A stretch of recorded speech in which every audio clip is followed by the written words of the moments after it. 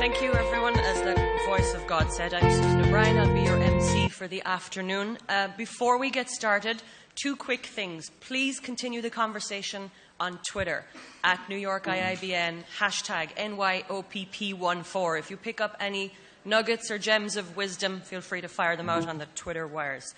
Secondly, there is a very brief short survey. It will take 60 seconds of your time. It's really just to provide feedback on the conference, your overall opinions, and how we can work, in the future to improve, etc. There'll be a link. You actually received the link by email this morning. The final attendee list came with a link to the email, or else you can jump on it right now and do it.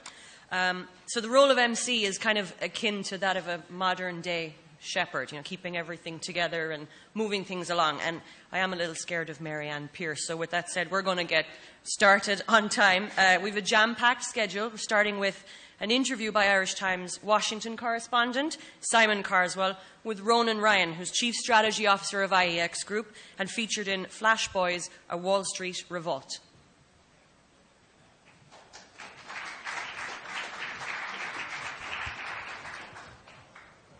Just grab any of these? Yeah, grab that one. Nice sack. So hello, everybody. I'm sure the people traipse in after lunch as well. So I'm Simon Carswell. I'm US correspondent, Washington correspondent with the Irish Times. I'd like to thank the IIBN for inviting me along here, and in particular Sean Gaddy, the chair of the New York branch, to ask me to speak at this event. And I'd also like to thank the network in particular for asking me to interview this guy, Ronan Ryan, who's a great Irishman in New York, co-founder of IEX Trading, the most transparent trading exchange in the US at the moment, and one of the stars of this book, Flash Boys. It's a brilliant book by the great Michael Lewis, author of other super books, Liar's Poker and Moneyball. And I had the pleasure of interviewing Ronan earlier this year for the newspaper and hearing from him firsthand the remarkable story of how Ronan and his colleagues unlocked one of the great secrets of Wall Street. Flash Boys tells the story of high-frequency traders and how American stock markets are rigged in their favour. These are traders who operate in milliseconds, thousands of a second, faster than the blink of an eye, and even microseconds, millions of seconds. Hence the term Flash Boys. These traders act as financial middlemen, getting between ordinary buyers of stock and the stocks themselves, using the most advanced technology around to profit on the transactions that bear little or no risk to them. The way it works, and Ronan will be able to offer a much better explanation, more user-friendly explanation, is that these traders use the hundreds of millions of dollars they spend on technology to get as close to the traders within the 13 public exchanges and 45 private exchanges known as dark pools. And once they're there, they cover the market. And they know, once they know of a share buyer's intention to purchase a stock, they take advantage of the technology gap between pressing the order button to buy the stock and the purchase of the stock to increase the price and profit on the difference. Ronan here moved here in the US in his teens from Dublin, and he came here through his family, through his father, who got a job at the IDA here in New York. Ronan brought the technical expertise, marrying it with the suspicions of Canadian trader Brad Katsuyama, who is a long-time trader at Royal Bank of Canada and another hero of this book. They both pulled back the curtain on these rather dodgy practices.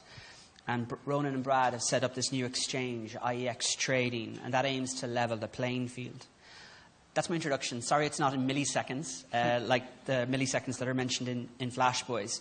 But I thought I'd provide some technical background because it is complicated, but on the other hand, it's quite simple. This involves theft, really. I think the question that leaps out, the first question that leaps out from you with the book is, Ronan with the track record in telecoms and Brad working at this sleepy outpost of Royal Bank of Canada, and these two young guys in Wall Street. And I suppose the first question, Ronan, is, how did it take outsiders to reveal this, fellas like yourself and Brad?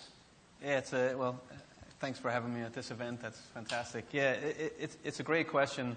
I normally find myself talking to the trading community, and you have to get down a rabbit hole on how all of this works. So it's good to talk about this more anecdotally. I left college and got a job by an Irish guy in New York City in the telecom sector. I had no training on that, and I took on network engineering. And fast forward about 15 years later, I got involved in high-frequency trading. So exactly what Simon is saying, these trades are happening in millionths of a second, and technology is involved. And I'd always wanted to work on Wall Street, and I got a job at the Royal Bank of Canada, liaising between the technology group and the business group. And I remember when I first started working on the trading floor, even there I was an outsider. I pulled out network maps, and I soon got the nickname from the traders. They used to call me Boxes and Lines guy. And they did not mean that in a nice way. And when I met with Brad was a trader, but Brad was not a Boxes and Lines guy. And he was an old-fashioned person trader, right? He would take the phone and trade on the floor of the New York Stock Exchange. Trading's gone very technical. So Brad ran electronic trading at RBC and had no idea necessarily what he was running. So we kind of forged this relationship, and we developed a product at RBC that moved us from the 19th ranked execution quality broker to #1. And I used to joke and walk around the trading floor and go, Boxes and Lines guy now, bitches, right? So that's always funny, right?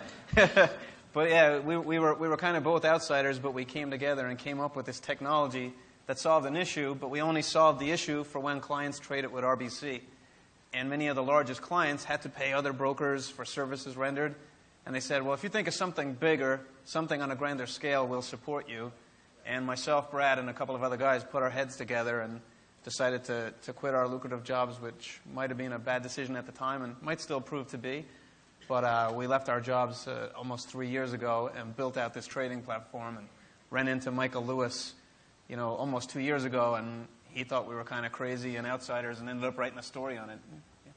But the one thing as well that you kind of jumps out from the pages is that why didn't other people spot that this was going on? Why didn't other people spot that once I press the order button, the price spikes? Why didn't other people see it? Because in the book, it comes across that a lot of people that you met had suspicions that there was something like this going on. Yeah, still today, I meet with traders almost every day. And if you talk to traders, they'll tell you, you sit there and your portfolio manager comes and tells you, buy 100,000 shares of Apple or whatever the stock is. And you see 100,000 shares of Apple for sale at a price that you want to buy it at. And you press the button, and you usually will get 40 to 60% filled. And that 60% that you missed is now on sale a few pennies more.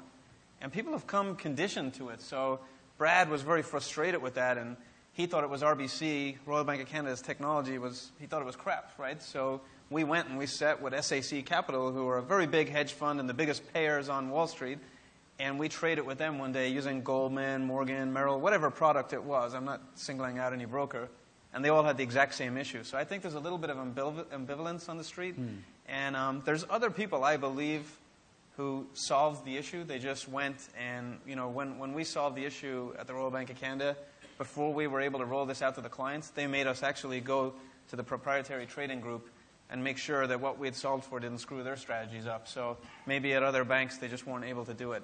I'm not saying we're the most intelligent guys in the world. I think other people solved it. It's just when you choose a fork in the road, you can either go one way or the other. And we chose to go, I think, moralistic compass. And I don't mean to sound fluffy, but we said if we do the right thing, there's value in doing the right thing. There's too many Me Too offerings in the brokerage community. When you go and you meet with these clients, they're just sick of brokers coming in and telling them about their latest and greatest algorithm, heat mapping, flux capacitor bullshit. They're just like, can someone give me something different? And we got there and said, listen, you see, when you try to buy something, it disappears. We've got something where it won't disappear. And that's what we proved. I mean, one of the things that comes across as well, and Lewis is very clever to introduce the whole story with this, that it's so basic. You think that it's much more technical, that it's to do with stuff that we wouldn't really be able to get our head around. But ultimately, it's down to a pipe. Yeah. And how these high-frequency traders can get as close to the data center and the traders as possible. You're talking about them spending tens of millions of dollars for a question of feet in a data center. Yeah, I mean, I always harpen back, and I think this was a little bit in the book, to my first high-frequency client. So this was 2004. It's 10 years ago. A lot of people only heard of this a few years ago. And I got a call from a prime broker at Barclays, and he said, I have a client out of Kansas City. They're called Bountiful Trust, and they have a big issue with their trading. And I'm like, well, what's the issue? And he says it's taking them 43 milliseconds. So a millisecond is 1/1000th of a second. It's taking them 43 milliseconds to send their trade from Kansas to New York, execute it, and get acknowledgement that that execution happened. And like in the back of my mind, I'm like, what the fuck's a millisecond, right? And of course, my voice said, oh, that's terrible, 43, right? So the biggest proponent of latency is what's called propagation delay. That's a fancy word. It just says the distance away from the signal you are. If you're in Kansas versus New Jersey versus New York, you're further away from the signal. So we moved this guy's strategy to New Jersey. We put him in a data center in New Jersey and got his latency from 43 milliseconds to 3.9. And the guy was thrilled. And a week or so after he had deployed his platform in New Jersey, I guess he came to visit his computers. And I took him out to dinner and I said, listen, I don't understand why you're so happy here. I know 3.9 milliseconds is faster than 43. And again, this is 2004. So he stated then, he said, put it this way. Running the same strategy in New Jersey that I had previously run in Kansas, in the first week of operation, I've made more money additionally on this strategy than to pay for your services for 18 months.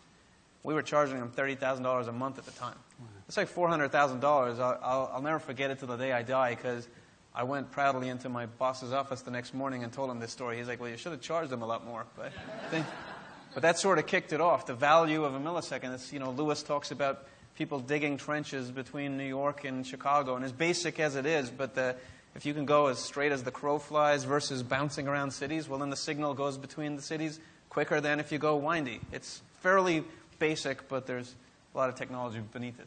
As someone who covered the financial crisis back home in my past role before I moved over here, I'm fascinated by contrarians, these people who stand up or who are brave enough to stand up and say, and questioning the status quo.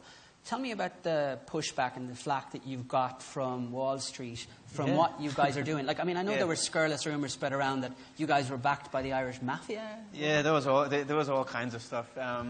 Actually, I'll go back to that. So we launched as a trading venue October 2013. The real difference between us, there's a lot of difference from the technology side, but you have exactly what Simon was saying. There's 13 exchanges. There's actually 11 because 2 just shut down in the last few months. There's 11 exchanges and 43 dark pools. So you have 56 odd venues. Everybody in the room, I'm sure, has heard of the New York Stock Exchange and NASDAQ. Those two are publicly traded. The rest are all owned by broker-dealers or high-frequency trading firms. We set up our trading platform. We're still the only platform ever to be owned by the institutional investor. So we're owned by hedge funds and mutual funds, the originator of the order. That was the spirit of it. And when we came out, they call it the buy side. The buy side were very supportive of IEX, and the sell side, the brokers, were pretty resistant. They're kind of like, who the hell do you guys think you are, forcing us to connect to you? And like any kind of disruption, you have to use that to your advantage. So, yeah, we pissed people off at the beginning, and then, a book comes out and goes, and shits on everybody, and that doesn't help matters too much, but I've got a lot of lumps kicked out of me. But as we go around and people meet with us, they see our technology, they trade on us, they realize we have a rational approach. We're in the process now of becoming a fully fledged exchange with the SEC. And as of late, the broker-dealer community have really embraced us because they see us as the next wave of an exchange. The exchanges out there charge them a lot of money to trade on their venues. They charge them a ton for their market data, for access to the exchange, and we give them everything for free. The only thing we charge the brokers is when they trade. If you trade, you pay a fraction of a penny every time you trade.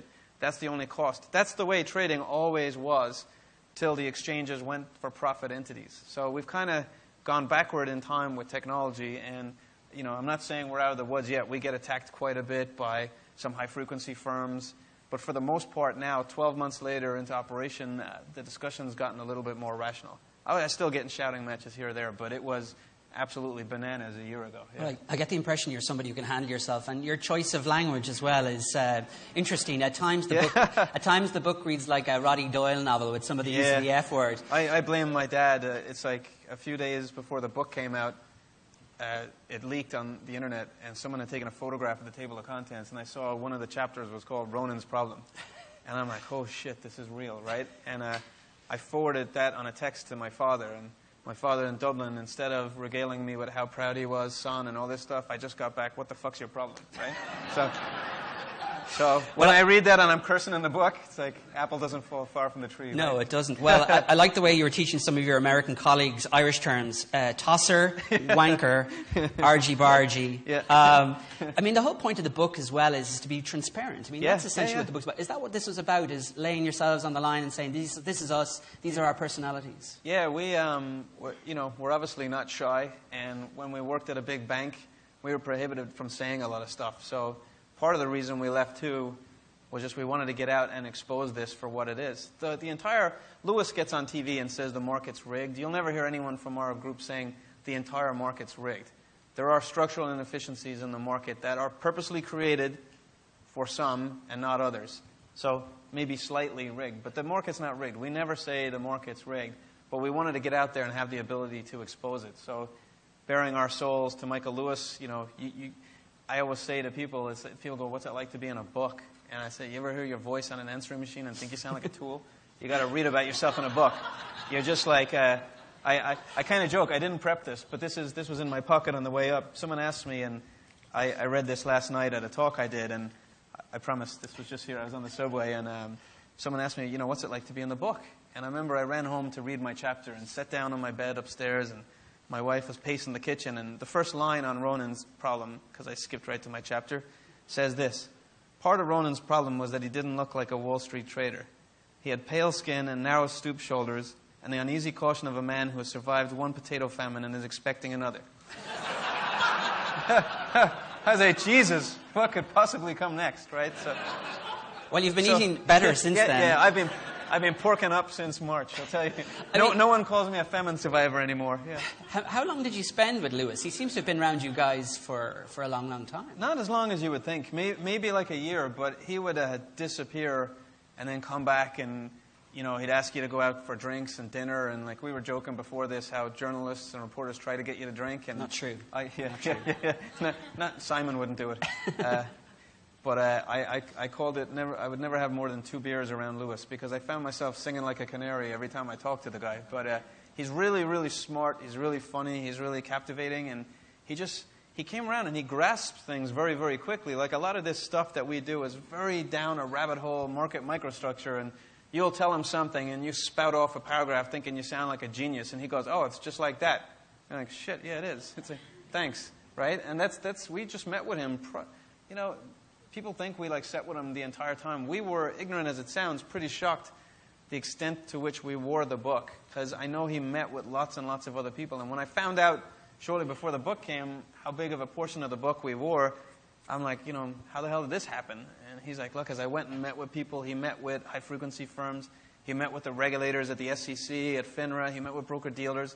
He said a lot of roads, went back to what it is that you guys are doing. There's a lot of people complaining about U.S. equity market structure and high frequency in general all over the world in every asset class. And all we said, look, high frequency is not bad. There are strategies that some of them use that are bad for the market. And we've always said, and like Brad, our CEO, has a great analogy, and he's always like, it's kind of like if there's termites in the basement of your house. We're not saying blow the fucking house up. We're saying remove the termites. That's what we stand for. So the market's not rigged. Just remove the termites. So, as well as entertaining as the book was, and a lot of people got a kick out of that, I mean, it rattled a lot of cages as well. You had investigations announced after the 60 Minutes piece went out, the book was published. How do you see those investigations playing out into high-frequency trading? It's hard to say. I mean, BATS is an exchange, and they were just fined the largest fine in the history of exchanges on Tuesday of this week, and that was related to specific order types that were created for high-frequency trading firms. Barclays are being sued by the Attorney General. I know nothing more than what was in the press in that regard, so I'm not saying anything negative about them. And the SEC are investigating many of these broker-dealer-owned dark pools as well as exchanges. So the one thing we kind of say is the lump that we've taken out of the industry is we've brought a lot more transparency to the industry, and no one can argue that transparency is a bad thing. We're not out there saying force regulation on everybody, but a lot of this stuff has been brushed under the carpet for years. It's just worth taking a look at, and that's what's happening. I think you're going to see more and more of that. I don't think you're going to see people going away in handcuffs, but you will see change as a result. You've done very well in this business. Knowing what you know, knowing what you've seen, and knowing how you've spooked people with how the markets work, how do you invest your money? Well, I'm not allowed to buy stocks myself anymore because of all of the data that we see through. So I have a private wealth manager who manages my money. I'm definitely in the stock market. We're not trying to spook people away from investing. The irony of the book, I had thought, was, a few days after the book, people were on TV saying, this is going to ruin investors' confidence. And I'm like, ruin investors' confidence?